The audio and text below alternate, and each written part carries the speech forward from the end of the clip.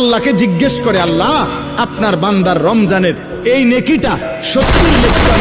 আল্লাহ বান্দার দিকে তাকাইয়া যখন দেখে গুনাহ থেকে মুক্ত, আল্লাহর জিকিরে তার জিহ্বা ভিজা, আল্লাহর মহব্বত তার কলিজার মধ্যে, সুন্নাত মোতাবেক তার জীবন, আল্লাহ তখন বলে না 70 না 700 লেখো, 700, 7,000 লেখো, 70,000 লেখো, 7 লক্ষ লেখো, 70 লক্ষ লেখো, 7 কোটি লেখো, 70 কোটি লেখো, 70,000 কোটি লেখো।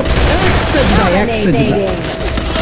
একবার সুবহানাল্লাহ বললে আল্লাহ বলে লেখো 70,000 কোটি সুবহানাল্লাহ লেখো।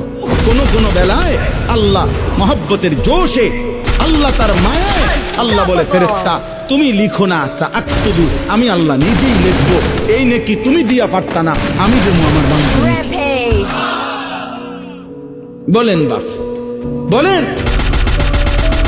আহাজ মুসলমানের সন্তান, যদি তোমরা বুঝতা যে তোমাদের মালিক তোমাদের প্রতি কি পরিমাণ খেয়াল করেছে।